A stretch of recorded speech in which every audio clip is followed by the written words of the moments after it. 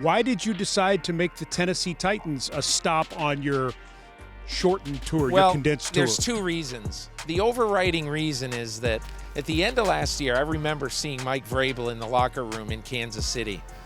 And Mike Vrabel was not crushed. He was not despondent, nor was he, hey, man, we had a great year. He was just like, all right, we're on to the next thing. And, you know, I just got this impression, and I talked to Vrabel while I was here. I got the impression, you know, that he really subscribes to the Parcells theory of you never start one year where you left off the previous year. And that's exactly the way he feels. But I think there's so many interesting things about this team.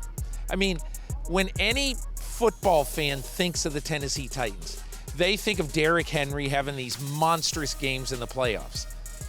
Does any American football fan know that Ryan Tannehill had the highest quarterback rating in the last 6 years last year for this team right here? No, nobody even has a clue. But Arthur Smith, Vrabel, Tannehill, they all figured out a way to do some really interesting stuff on offense, to do some really varied stuff on offense.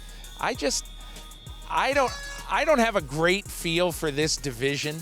Should Houston win it again? Is Indy ready to take the jump? Can these guys hold everybody off? It's a fascinating team, and it's a fascinating division. Does the league, does the national media know what to make of the 2020 Tennessee Titans? No. I don't think America really knows what to make of this team, because not necessarily the New England game, because that to me was not a surprise at all. The Baltimore game was a surprise. And I think when you watch that game, you know, the one play that is front of mind about that play is, you know, the long Khalif Raymond play that nobody saw coming. Can he hold it? Yes! Touchdown! Titans! Khalif Raymond!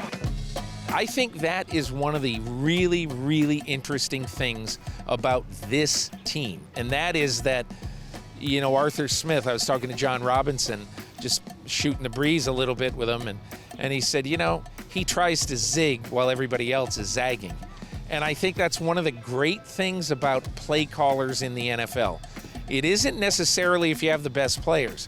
It is when you call plays, the fact that it's a lot better to call a play when the defense doesn't see it coming. And I think that's a lot of what this team is. So I think it's just a fascinating team.